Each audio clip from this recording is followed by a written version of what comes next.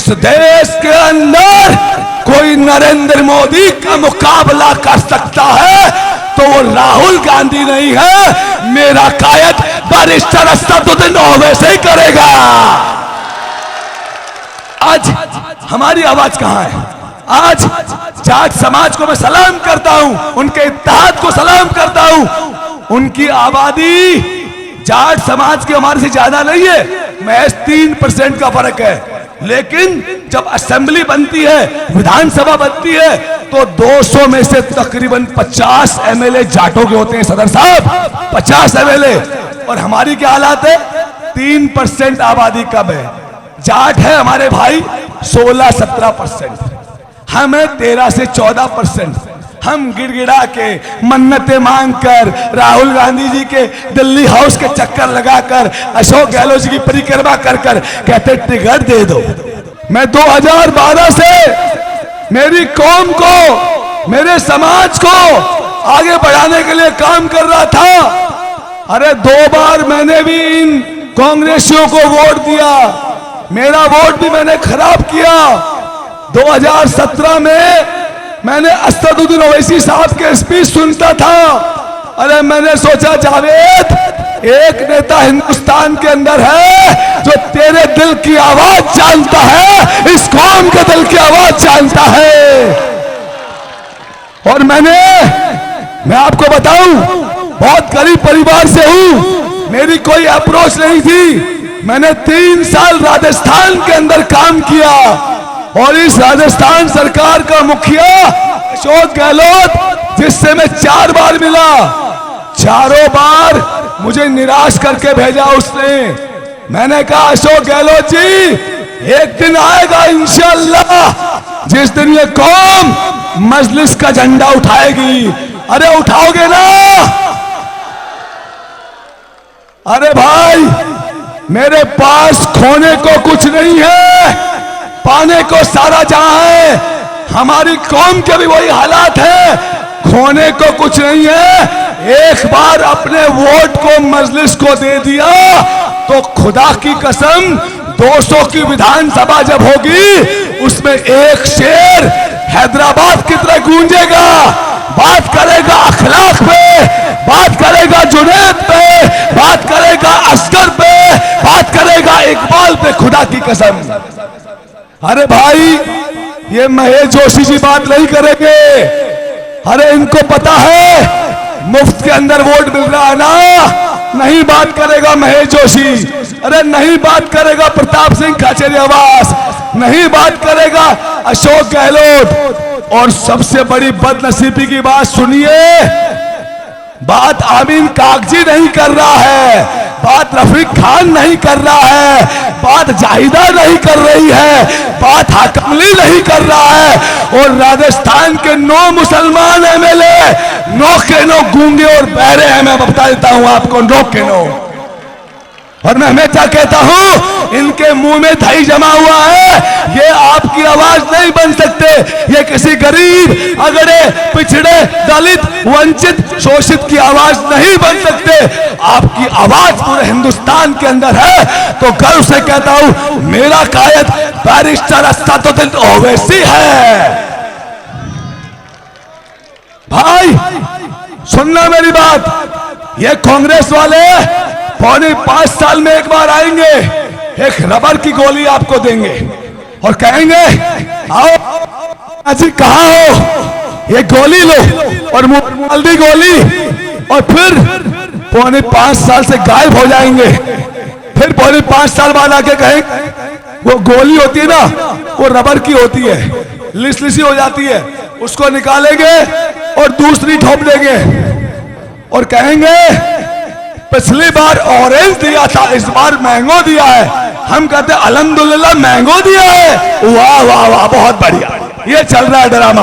आप फिल्मों में देखते हो ना, शूटिंग होती है ना, वो जो साउथ का एक्टर होता है ना, वो एक डिशम करता है तो वो आज उस लाइट के पास जाता है। अरे भाई, लोकतंत्र को फिल्म बना दिया, लोकतंत्र को शूटिंग बना दिया। अरे जब जंग आजादी का दौर था, हम पे गोरों का राज था, 190 साल गोरों से हमारी लड़ाई चली। उस वक्त हमारे जो क्रांतिकारी लोग थे ना, भगत सिंह, चंद्रशेखर आजाद, अशफाक उल्लाह खान, हमारे महात्मा गांधी, मौलाना अब्दुल कलाम आजाद, अरे भाई ये कोई अमीर नहीं थे, कोई अमीर नहीं थे, ये सब लोग गरीब थे। मैं हमेशा कहता हूं हिंदुस्तान के अंदर कोई क्रांति लिखेगा तो मुंह में सोने की चम्मच लेकर पैदा होने वाला नहीं लिख सकता। क्रांति कोई लिखेगा तो वो गरीब लिखेगा। अगर पैसे से चुनाव जीता जाता तो बिड़ला, अडानी, अंबानी आज एमपी होते। क्या होते? एमपी। वो चुनाव नहीं जीत सकते मेरे भाई, चुनाव नहीं जीत सकते। अब सुनिए दोस्तों, इनके पास, मैं खुद फतेहपुर विधानसभा से एमएलए का प्रत्याशी हूं एमआईएम से, और मैंने इनको कह दिया अब तुम्हारी खैर नहीं है भाई, क्योंकि राजस्थान के अंदर मजलिस आ गई है, राजस्थान के अंदर वो दीवाना आ गया है जो हमारे दिलों की धड़कन है। अरे गलत तो नहीं कर रहा ना? तो मेरे भाई ये दीवानगी बना के रखना भाई। इनके पास एक झुंझुना है।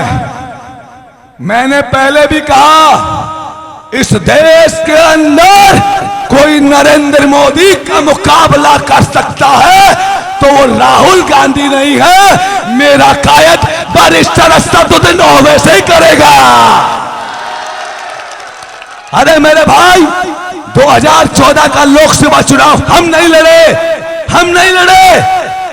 कांग्रेस हार गई, 25 मेंबर ऑफ पार्लियामेंट बीजेपी का बना। बताइए जिम्मेदार कौन? 2019 का हम नहीं लड़े, दोबारा हार गए, और 2024 में राहुल गांधी जी को यात्रा करवाई 3500 किलोमीटर की। अच्छा हुआ राहुल गांधी जी फिट हो गए। क्या हो गए? फिट। अरे हिट नहीं हुए, फिट हो गए, बढ़िया हुआ। जॉगिंग होना चाहिए, याद रखना। अब रही बात ये कांग्रेस के लोग कहते हैं इंडिया अलायंस बना है, कहते हैं सब मिलके। अरे भाई हम दुआ करते हैं मिलके यकीनन मोदी को हराना चाहिए और यकीनन मोदी जी हारने चाहिए, लेकिन असदुद्दीन ओवैसी से क्या प्रॉब्लम है? प्रॉब्लम है अगर असदुद्दीन ओवैसी को ले लिया तो इन मजलूमों का, इन गरीबों का, इन मुसलमानों का एक नेता पूरे हिंदुस्तान के अंदर खड़ा हो जाएगा और कल कहेगा कि मुझे डिप्टी पीएम बनाइए, क्योंकि मेरी कौम ने 40 करोड़ का मैं धनी हूं, डिप्टी पीएम बनाइए। इनको देना पड़ेगा। ये बार बार कहते, अरे सुन लीजिए, ये बार बार कहते हैं बीजेपी की बी टीम, ये बार बार कहते हैं इनके पास एक झुंझुना बीजेपी की बी टीम है ओवैसी। आप ईमानदारी से बताना, 5 चीजें बताऊंगा मैं आपको पूरे हिंदुस्तान के संदर्भ में। एमपी के अंदर शिवराज सिंह चौहान, कमलनाथ की सरकार बनी, पहले शिवराज सिंह चौहान मुख्यमंत्री रहा 3 बार और कमलनाथ की सरकार बनी, कांग्रेस का था, उसके साथ ज्योतिराव सिंधिया था। बीच में पार्टी छोड़कर 25 एमएलए लेकर बीजेपी की सरकार बना दी। बताओ बीजेपी की बी टीम हम है कि कांग्रेस?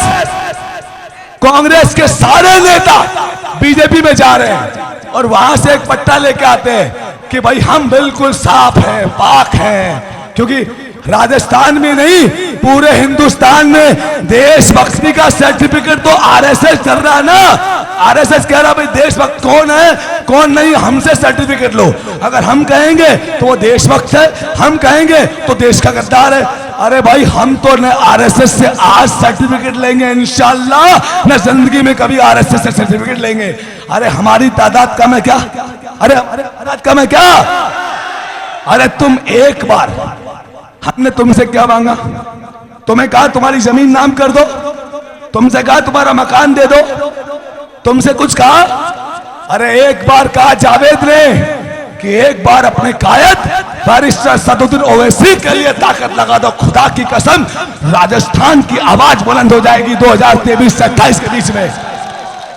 अरे भाई मुझे बताओ, आज हमारी आवाज कहां है?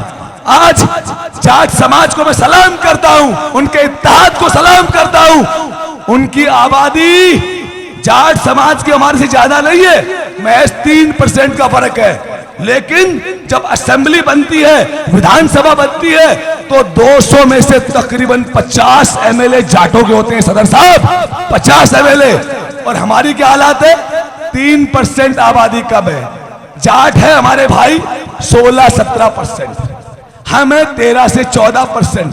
हम गिड़गिड़ा के, मन्नतें मांगकर, राहुल गांधी जी के दिल्ली हाउस के चक्कर लगाकर, अशोक गहलोत जी की परिक्रमा कर कर कहते टिकट दे दो।